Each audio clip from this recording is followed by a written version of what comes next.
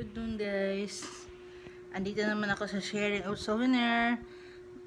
By this time, ang isi-share ko ito pala. Yung fridge magnet ko, hindi nyo nakikita, ay binili ko ito sa Manta, Ecuador. First time, first and last time ko yun. The only time. Okay. Dumaan kami sa equator. Tanda ako. Okay. Ayan. Tapos, binili ko lang to sa port. Tapos, sumakay kami ng bus, shuttle bus going to the mall. Ito pa pala yung nabili ko sa port kasama na itong fridge magnet. Yung mga ganito guys na bracelet na nagtanggala na. Ang bilog-bilog daw na ito, hindi ko alam, sabi ng babae, natural daw ito na parang nabuto ng tanim, legumes, hindi ko alam kung ano. Tapos pininturahan, ang tagal na rin guys, biruin mo, 2011 yata kami doon. So yun, nakapag city tour kami by taxi. Ang ganda rin sa Manta, Ecuador guys. Doon ako nakakita ng tuni-tuniladang mga isda sa harapan namin, sa katapat namin na fishing boat. Tapos ang daming mga yung isda, ano ba tawag doon sa yung may belly na masarap isigang yon. Then nakapunta rin ako ng Guayaquil, Ecuador, na pumunta kami sa mall. Kasama ko yung isa sa bar manager. Nagpunta kami ng mall, kumain kami doon sa nila, sa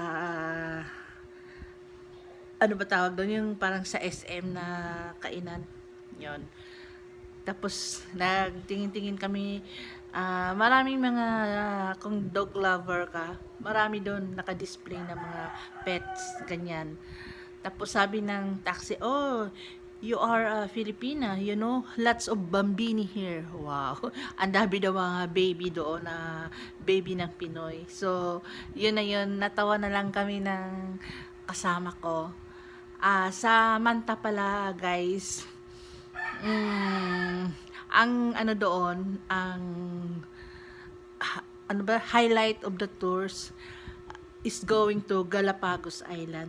Maganda raw doon, sabi ng pasahero namin na nag-tour sila doon.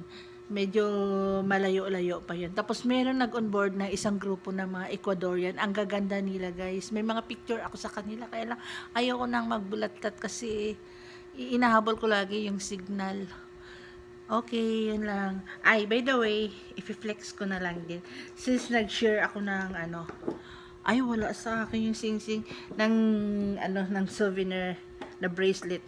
Ito pala yung sinasabi kong souvenir ko sa Cristobal, na minsan masama ang panahon while cruising Panama Canal yata yun, or before yon, nagdock kami doon sa Cristobal, na nag-enjoy talaga yung mga male co-crew member, na isa sa kanila pinakita niya yung mga talagang ang gaganda talaga ng mga Ecuadorian, parang mga supermodel talaga yun.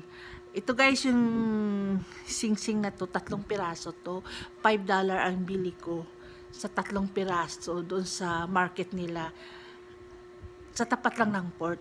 Tapos hindi ko sana bibilhin, sabi ng babae, bilhin mo na kasi bilhin mo na, sabi niya, kasi nang maganda yan, good luck yan. Tapos ang may gawa niyan is German. Tapos tinuro niya sa akin, nakaupo yung German. Alam nyo guys, para akong biglang nanlumo. Putol yung dalawa niyang paa, nakaupo siya. Ang gaganda ng mga gawa niya guys. Ewan ko kung nandun pa siya sa mga crew ko pag nagport kayo ng Cristobal. Pumasok kayo dyan sa wet market. Marami siyang display na ganito. Gawa niya raw yun. Nakausap ko din siya. Sabi niya, I am the one making this. Sabi niya ganon.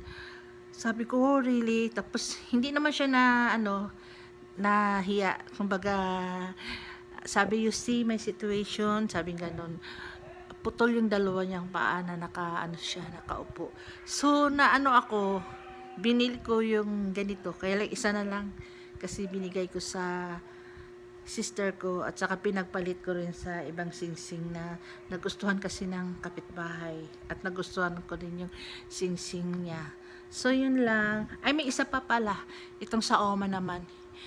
The Only Aldo ring na nabili ko sa Muscat. Mahilig kasi ako guys, magbili-bili ng mga ng maliliit ba na souvenirs. Meron din akong nabili sa Barca na yung mga stainless naman na tag $3 ganyan.